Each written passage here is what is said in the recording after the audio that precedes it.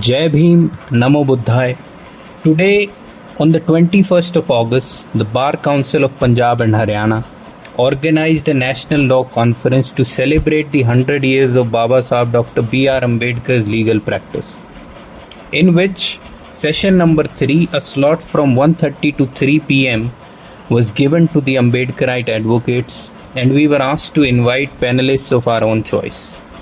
And we invited esteemed panelists including Justice Sabiul Hasnain, retired Allahabad High Court, Mr. Raj Ratan Ambedkar, great-grand nephew of Dr. Baba Sahib Ambedkar, and Manpreet Singh Advocate, a cyber law expert.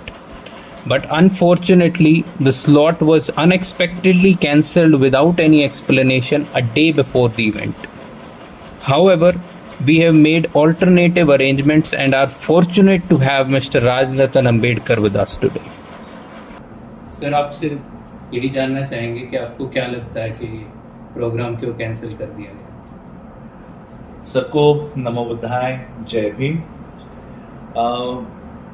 दरअसल मैं 2 दिन पहले ही पंजाब के मलोट में मेरा programme था और ये लास्ट मोमेंट पे मुझे ये इनविटेशन प्राप्त हुआ bar council of Punjab and Haryana की ओर से कि बाबा साहब अम्बेडकर जी की लीगल प्रैक्टिस को 100 इयर्स हो रहे हैं और bar council of Punjab and Haryana ये इनवाइट कर रही है। तो मैंने सोचा कि ऑलरेडी मैं पंजाब में ही हूँ, 20 तारीख को मलोट में हूँ और मेरी रिटर्न जर्नी जो है वो चंडीगढ़ से ही है, तो फिर क्यों ना एक दिन का स्टे एक्सटेंड किया जाए। और ये प्रोग्राम जो इतना नेशनल लॉ कॉन्फ्रेंस हो रही है, मैं भी एक लॉ फ्रेटर्निटी से बिलोंग करता हूँ।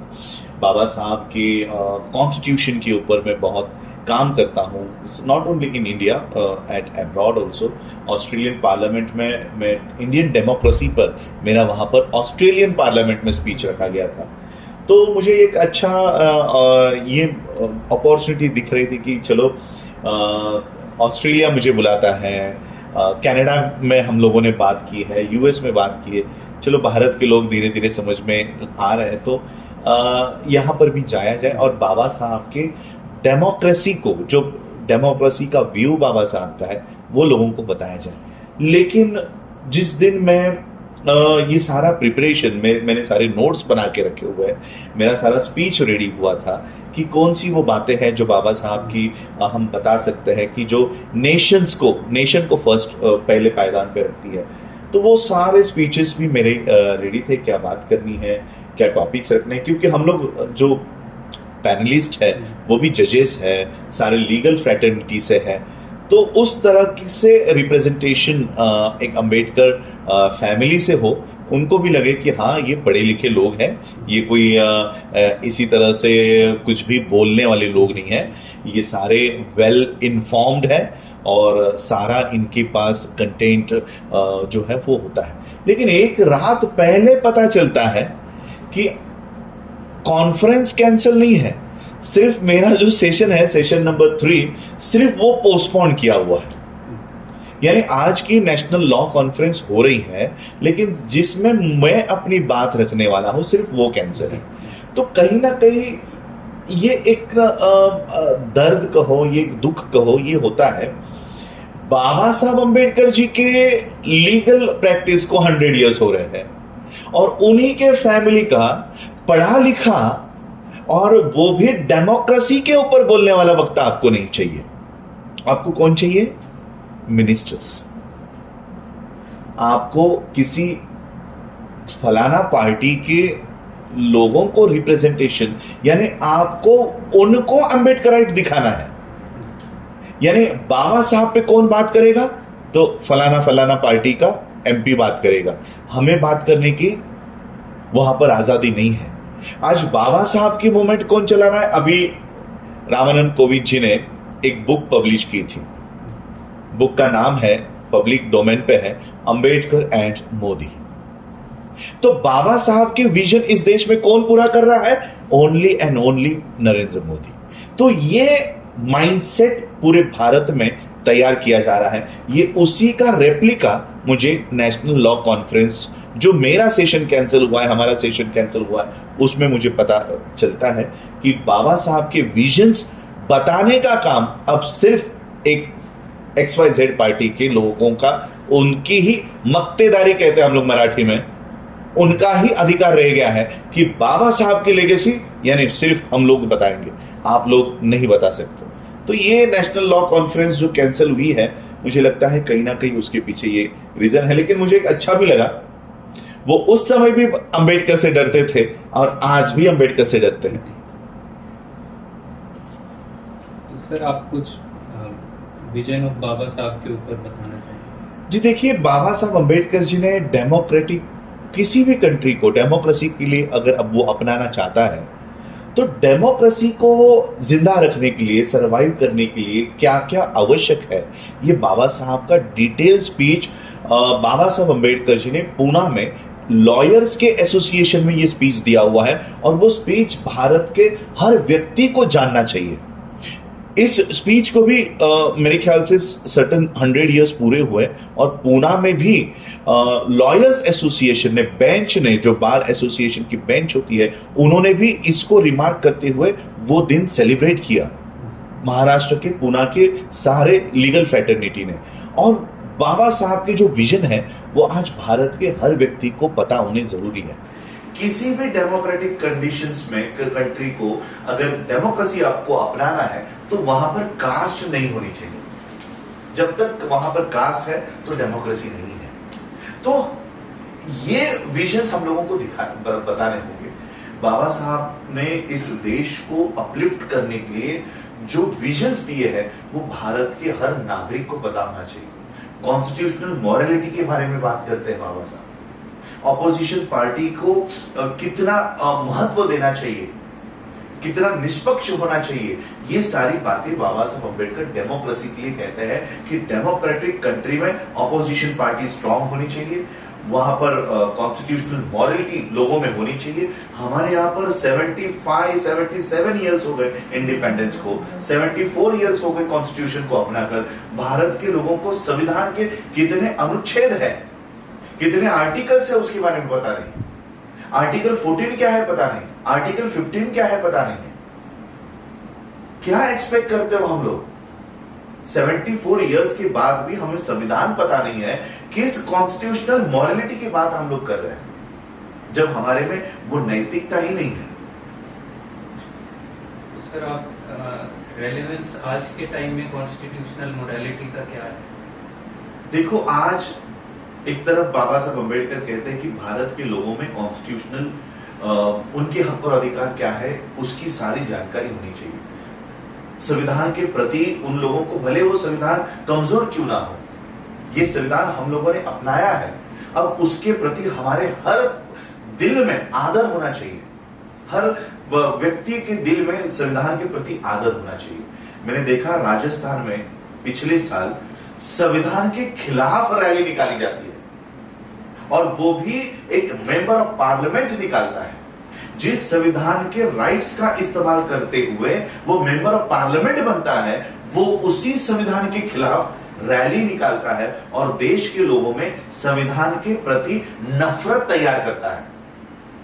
सो is there any relevance of constitutional morality in today's present India? Constitutional morality को हमने छुआ तक नहीं है। कॉन्स्टिट्यूशन के प्रति मॉरलिटी, नैतिकता तब आएगी जब हमें कॉन्स्टिट्यूशन पता होगा। अब इन्होंने कॉन्स्टिट्यूशन के प्रति इतनी नफरत लोगों के दिल में पैदा की है कि अगर मुझे नौकरी नहीं लग रही है तो वो संविधान जिम्मेदार है, अगर मुझे कहीं एडमिशन नहीं मिल रहा है तो वो संविधान जिम्मेदार है। तो एक वर्ग के दिल में ये संविधान के प्रति नफरत तैयार कर रहे हैं। आज संविधान को पार्लियामेंट के सामने जलाया जाता है और देश का प्रधानमंत्री उसी समय गौतम गंभीर के, जो क्रिकेटर है, उसके उंगली को कुछ चोट लग गई तो ट्विटर पे संवेदना जाहिर करता है, लेकिन संविधान जलाने पर एक शब्द नहीं बोलता। जब देश का प्रधानमंत्री ही संविधान के के खिलाफ हो, आप देश के लोगों से क्या एक्सपेक्ट करोगे? तो हमें आज ये जो चल रहा है भारत में, कि किस तरह से संविधान के प्रति लोगों में नफरत तैयार की जा रही है। ये काम लीगल फ्रैटर्निटी के लोगों का है, एडवोकेट्स का है, इंजीनियर्स का है, पढ़े लिखे लोगों का है कि उसको समाज के लोगों आखिरी व्यक्ति तक जाकर उसको संविधान समझाने का काम, जो काम गवर्नमेंट का है, स्कूल्स का है, सिलेबस का है। आज किसी सिलेबस में कॉन्स्टिट्यूशन ऑफ इंडिया नहीं पढ़ाया जाता, प्रियम्बल पता नहीं है कॉन्स्टिट्यूशन ऑफ इंडिया तो बहुत दूर की बात है। एक पन्ने का प्रियम्बल किसी को पूछ लो कि हम भारत के लोग, we the people of India, हमने संविधान अपने आप को क्यों दिया है, हमें पता नहीं। What you mean by justice, equality, liberty and fraternity, बस इस 4 चीज के लिए संविधान है। हमें 395 आर्टिकल्स भी पढ़ने की जरूरत नहीं है, ये 4 चीज हम लोगों को चाहिए। जस्टिस चाहिए। इकोनॉमिक अफेयर्स कमेटी का हेड ये कहता है कि आज जस्टिस, लिबर्टी, इक्वलिटी का रिलेवेंस नहीं है, इक्वलिटी का रिलेवेंस नहीं है। जहां मुंह छलकने पर आज 2023 पर भी मारा जाता है, क्या इक्वलिटी हमने हासिल की है? जब हमें अपने विचार व्यक्त करने पर ईडी और सीबीआई लगाई जाती है, क्या हमारे पास लिबर्टी है? हम आज भी एक दूसरे को हिंदू मुसलमान के नाम से देखते हैं, जय श्री राम बुलवाने पर हत्या हो रही है। क्या हम लोग में फ्रैटर्निटी है हम लोग में फ्रैटर्निटी? और ये कहते हैं कि ये रिलेवेंट नहीं है, ये टर्म्स आज रिलेवेंट नहीं है। ये टर्म्स 1950 में जितने रिलेवेंट नहीं थे, आज कई ज्यादा उसकी जरूरत हमें आज 2023 में है। जब ये संविधान दिया गया था ना, उस समय इतना जातिवाद नहीं होता होगा जितना आज है। बाबा साहब कहते थे कि cultivation of mind is the ultimate aim of human existence. Yes, तो इससे आप पूरा जो भारत आज तबाह हो रहा है ना, वो इसी एक, ये जो एक कोटेशन है ना बाबा साहब का, ये इसी एक कोटेशन को ना अपनाने की वजह से भारत की तबाही दिखाई दे रही है। आज कल्टीवेशन ऑफ माइंड कहां है? लिबर्टी ऑफ माइंड कहां है? तो आज हम लोग जो बात कर रहे हैं, ये cultivation of mind, liberation of mind, Buddha का तर्क आज भारत के लोग गवा चुके हैं। हम तर्क नहीं कर रहे हैं। यहां का नीरव मोदी, मेहुल चोकसी भारत के संपत्ति का इतना बड़ा हिस्सा लेकर भाग रहे हैं। देश के लोगों को उसके ऊपर कोई आशंका नहीं है, कोई उसको आपत्ति नहीं है। अडानी, उसका 1 लाख करोड़ रुपया पिछले 1-2 महीने में माफ किया गया, 72,000 करोड़ रुपया माफ किया गया, 14,000 करोड़ माफ किया गया, लगभग नहीं बोले तो भी 2.5 से 3 लाख करोड़ रुपया अडानी का माफ किया गया है। देश का एक भी व्यक्ति इसके ऊपर सवाल नहीं करता कि आप हमारा 1 रुपया माफ नहीं कर रहे हो और इसके 2-2, 3-3 लाख करोड़ माफ कर रहे हो। कहां गई लिबर्टी ऑफ माइंड? क्या हमारे दिमाग आज मुक्त है? हमको धर्म के नाम पर हम लोगों के माइंड जो है ना, वो काबिज कर लिए। हर धर्म को अपना प्रचार और प्रसार करने का अधिकार बाबा साहब ने संविधान में दिया हुआ है। वो कोई बीजेपी सत्ता में आई तो हम हिंदू धर्म का प्रचार कर पाएंगे, ऐसा है क्या? कल कांग्रेस आई तो क्या सारे लोग मुसलमान बन जाएंगे? ऐसा नहीं है। ये अधिकार संविधान ने दिया है, कोई नरेंद्र मोदी ने नहीं दिया है, कोई योगी की वजह से हिंदुत्व का प्रचार प्रसार नहीं हो रहा। ये बाबा साहब के संविधान के देन है। इस देश में हिंदुत्व हो, इस्लाम हो, क्रिश्चियनिटी हो, सिखिज्म हो, बुद्धिज्म हो, अगर वो फैल रहा है तो वो केवल बाबा साहब के संविधान की वजह से, किसी विशेष पार्टी का पीएम बनने से नहीं हो रहा। ये देश के लोगों को समझ में आ जाना चाहिए कि किसी विशेष पार्टी का पीएम बनाने से हमारा धर्म फूलने और फलने वाला नहीं है। ये तो संविधान ने दिया हुआ अधिकार है। किसी का धर्म खतरे में नहीं है और किसी का धर्म बढ़ने वाला नहीं है। कोई धर्म खतरे में नहीं है। और इसलिए आज हमारे लोगों की माइंड जो है, मस्तिष्क जो है, ये फ्री होने चाहिए। उसके ऊपर आप सोचो। हमारे आज लोग क्या कहते हैं जब मैं फील्ड में उतरता हूं, ठीक है ना, नीरव मोदी पैसे लेकर चला गया, मेहुल चोकसी पैसे लेकर चला गया, अडानी का लोन माफ हो गया, राम मंदिर तो बन रहा है ना। ये लोगों की भावना है, ये लोगों की भावना है। हमें 2 वक्त की रोटी नहीं मिली तो भी चलेगा, पेट्रोल के दाम कितने भी बढ़ गए तो भी चलेगा, हमारा हिंदुत्व फूल रहा है। कहां गई लिबरेशन ऑफ माइंड? सो आज भारत के लोगों को अपने दिमाग को आजाद करने की लड़ाई लड़नी होगी। देश आजाद हो गया है, फिर भी हम आज भी गुलाम हैं, धर्म के गुलाम हैं, पार्टियों के गुलाम हैं, जातियों के गुलाम हैं। इन गुलामी से हम लोगों को आजादी प्राप्त करनी होगी। जब तक आपका दिमाग आजाद नहीं होगा, कितना भी देश आजाद हो जाए, आप कभी आजाद नहीं होगे। आजाद भारत के आप गुलाम ही कहलाओगे जब तक आपका दिमाग गुलाम है। सर ऐसा क्यों है कि जो इक्वालिटी की बात करता है हम उसकी बात सुनना नहीं चाहते, जो इक्वालिटी की बात नहीं कर रहा उसकी हम सुनते हैं? जी देखो, इसलिए तो मैंने कहा कि हमारे दिमाग का लिबरेशन इन्होंने छीन लिया है। हम धर्म की बात सुनना चाहते हैं, हमारे ऊपर हम लोग जो शेड्यूल कास्ट के लोग हैं, हम अपनी जाति की बात सुनना चाहते हैं। इक्वलिटी आज भी हमारे शेड्यूल कास्ट के लोगों में भी ये ऊंच नीच, एक जात दूसरे जात को नीचा दिखाती है, निचली जात उसको घृणा करती है। मैं भारत में ऐसा नहीं कहूंगा कि सिर्फ ओपन के लोग डिस्क्रिमिनेशन कर रहे हैं, हम लोग भी डिस्क्रिमिनेशन कर रहे हैं। भारत के सभी लोगों को ये जातिवाद में से, धर्मवाद में से बाहर आना चाहिए। इक्वल, सबको इक्वल ट्रीट करो। वो सामने वाले का क्या रिलीजन है, क्या जाति है, वो मुझे जानने की क्या जरूरत है? उसका धर्म में क्या होता है, वो कैसे पूजा करता है, वो कैसे नमाज पढ़ता है, उससे मुझे कोई लेना देना नहीं होना चाहिए। हमें इक्वल समझो, भाईचारा रखो, फ्रेटर्निटी रखो, इंसानियत का नाता पहले हम लोगों में होना चाहिए। पहले इंसान बनो, उसके बाद हिंदू, मुसलमान, जैन, सिख, पारसी, बौद्ध बनो। पहले इंसान तो कायम करो, इंसानियत की तो लड़ाई कायम करो।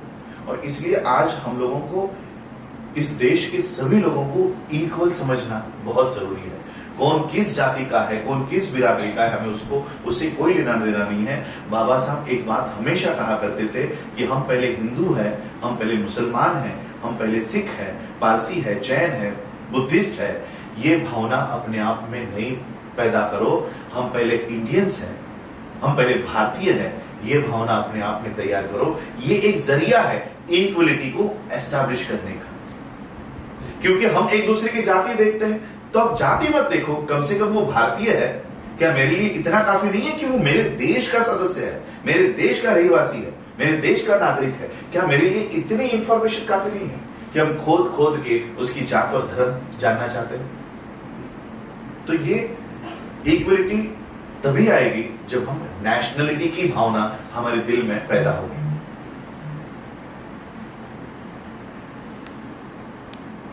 सर आपको ऐसा लगता है कि there is selective acceptance of all? जी कैसा है ये, इनके हिसाब से इन्होंने बाबा साहब को एक्सेप्ट किया हुआ।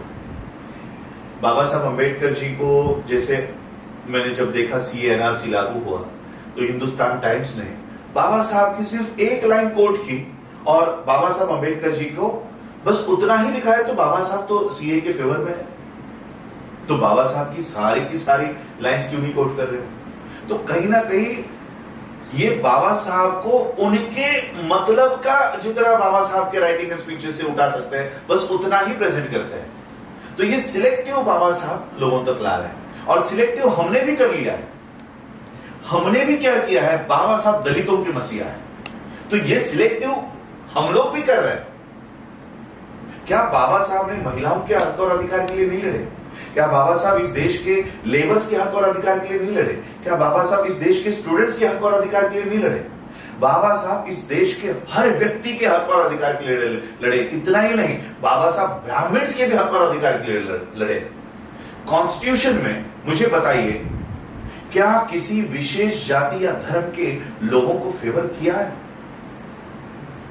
किसी की ये ब्राह्मण्स है या ये मुसलमानों को ये देना चाहिए, हिंदू को ये देना चाहिए? बाबा साहब ने सबको सेम पायदान पे रख दिया है। लेकिन ये बाबा साहब हमको प्रेजेंट नहीं करना है। बाबा साहब कौन है? दलितों के मसीहा है। आज इस देश की हर स्त्री को अगर पहला फूल किसी के चरणों में रखना चाहिए तो वो बाबा साहब के चरणों में रखना चाहिए। वो लड़े हैं महिलाओं के हक और अधिकार के लिए। इस देश का ओबीसी, आज ओबीसी को पता नहीं कि उनका असली नेता कौन है। इस देश में ओबीसी को रिजर्वेशन मिले, ओबीसी को उनके हक और अधिकार मिले, इसलिए मिनिस्ट्री का त्याग करने वाले पहले और आखिरी minister doctor B R Ambedkar थे। ये बात हम कब लोगों तक लेकर जाएंगे? इस देश में देश का इतना बड़ा हिस्सा हम सिर्फ वॉर के ऊपर खर्च कर रहे हैं। ये ना होकर जो बाबा साहब ने देश के लिए दिया है वो हम विचार क्यों नहीं सामने लाते? तो कहीं ना कहीं हमको बाबा साहब को उस ब्रैकेट से बाहर निकालना है कि बाबा साहब जाति के नेता है। जिस जाति के अगेंस्ट पूरा लाइफ बाबा साहब लड़े, हमने उनको जाति का नेता बनाकर रख दिया है। ये बहुत बड़ी नाइंसाफी हम बाबा साहब के साथ कर रहे हैं। जैसा सर अभी आपने बात की, तो ऐसा भी है कि बाबा साहब का जो मूवमेंट है वो हर जगह लोग कहते हैं कि हम बाबा साहब के मूवमेंट और बाबा साहब के मिशन के लिए काम कर रहे हैं। तो क्या वो मिशन या मूवमेंट समझने में गलती है या लोग अपने स्वार्थ के हिसाब से काम कर रहे हैं? नहीं, देखो, लोगों ने तो बाबा साहब की मूवमेंट चलाई, आज भी बाबा साहब की मूवमेंट पूरे वर्ल्ड में है। लेकिन ये मूवमेंट जो है ना, ये इमोशन बेस्ड मूवमेंट है, ये इमोशनल मूवमेंट है। बाबा साहब इमोशनल मूवमेंट नहीं चाहते, बाबा साहब इंटेलेक्चुअल मूवमेंट चाहते हैं। बाबा साहब ने कभी भावना के वश में जाकर मूवमेंट नहीं की। मैं आपको एक एग्जांपल देना चाहूंगा बाबा साहब के मूवमेंट के बारे में। अगर बाबा साहब इमोशनल मूवमेंट चलाते तो क्या स्टैंड लेते?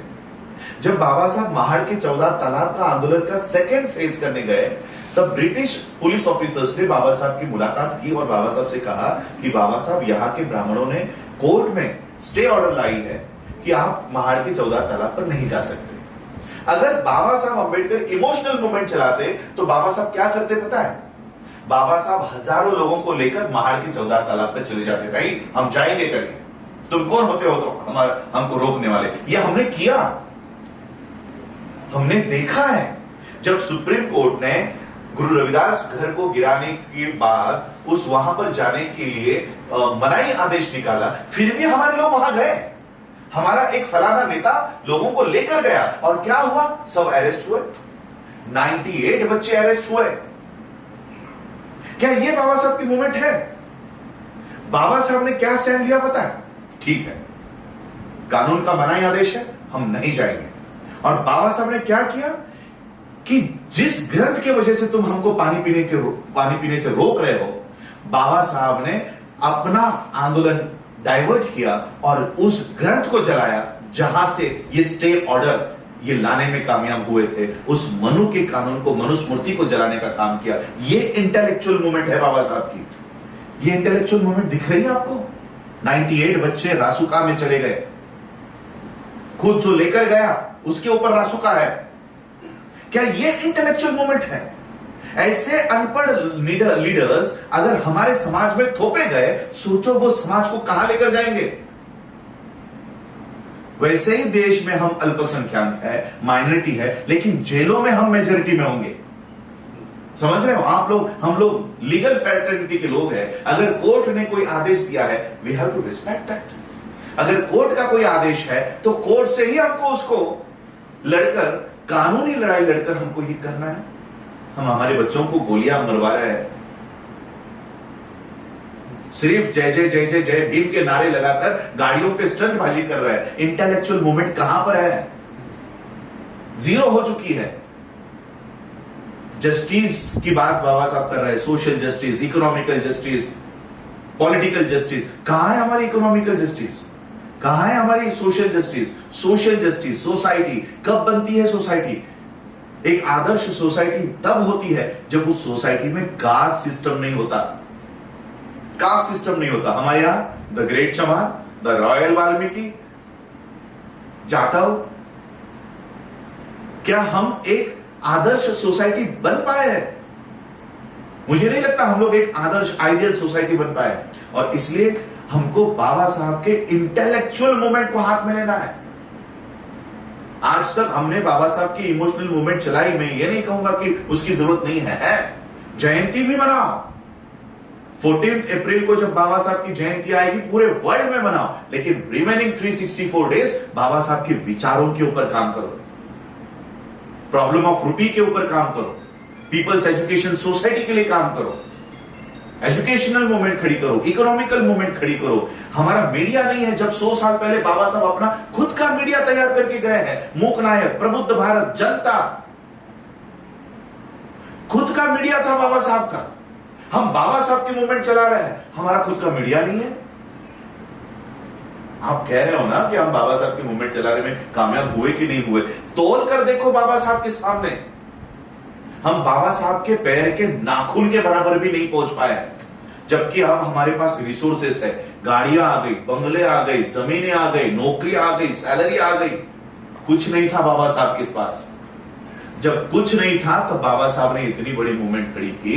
हमारे पास सब कुछ है, फिर भी हम बाबा साहब के 1% बराबरी की मूवमेंट खड़ी नहीं कर पा रहे। कुछ नहीं था तो इतना महान संविधान देकर गए। सब कुछ है, हम संविधान को बचा नहीं पा रहे। This is the comparative analysis कि क्या है मूवमेंट। तो इसलिए हमें बाबा साहब के इंटेलेक्चुअल मूवमेंट को भी हाथ में लेना होगा। सिर्फ बाबा साहब के नाम से रास्ते बनाने, एयरपोर्ट बनाने, यूनिवर्सिटीज बनाने से नहीं होगा, सिर्फ नाम देकर नहीं होगा। उनके विचारों को भी इंप्लीमेंट करवाना हमारी जिम्मेदारी है। सर, आज के यूथ के लिए आप क्या मैसेज देना चाहेंगे बाबा साहब के विजन पे? देखो, यूथ को तो मैं यही कहना चाहूंगा कि बाबा साहब ने प्रियम्बल में ये बात कही है कि हमें सोशल जस्टिस, इकोनॉमिकल जस्टिस और पॉलिटिकल जस्टिस की लड़ाई लड़नी है। पॉलिटिकल जस्टिस या पॉलिटिकल मूवमेंट ही बाबा साहब की पूरी मूवमेंट नहीं है। It is not the whole movement, it is a part of Baba Saheb Ambedkar movement. जब पॉलिटिक्स नहीं है तब नॉन पॉलिटिकल मूवमेंट्स को आप लोगों को बढ़ावा देना है, उसको खड़ा करना है। जब पॉलिटिक्स की बात आती है तब पॉलिटिकल एक्टिविटीज में एंगेज हो जाओ, लेकिन रिमेनिंग डेज बाबा साहब की नॉन पॉलिटिकल मूवमेंट को मजबूत करने का काम करो। और ज्यादातर तो मैं यही कहूंगा कि अपने एजुकेशन का इस्तेमाल अपने समाज के एस्टैब्लिशमेंट, अपने समाज के अपलिफ्टमेंट के लिए करो। अपने एजुकेशन, क्योंकि आज पंजाब के जो यूथ है पढ़ा लिखा है, कनाडा जा रहा है, ऑस्ट्रेलिया जा रहा है, अलग अलग देशों में जा रहा है, अच्छी अच्छी नौकरियों में आज का यूथ, मैं कह रहा हूं कंपैरेटिवली अच्छे रिसोर्सेस आज उसके पास हैं।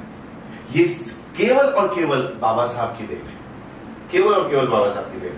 और इसलिए हमारे एजुकेशन का इस्तेमाल हमारे सोसाइटी के अपलिफ्टमेंट के लिए होना चाहिए। कोई इंजीनियर है, कोई डॉक्टर है, कोई लॉयर है, तो उसके एजुकेशन का इस्तेमाल अपने सोसाइटी के लिए करो, अपने हॉस्पिटल्स तैयार करो, अपनी सिस्टम्स तैयार करो। इसके लिए मैं यूथ को यही कहना चाहूंगा कि जो भी आज हमें मिल रहा है वो पेबैक करो बाबा साहब के मूवमेंट के लिए, चाहे वो एजुकेशनली हो, माइंड दे सकते हो तो माइंड दो, साथ दे सकते हो तो साथ दो, रिसोर्स दे सकते हो तो रिसोर्सेस दो।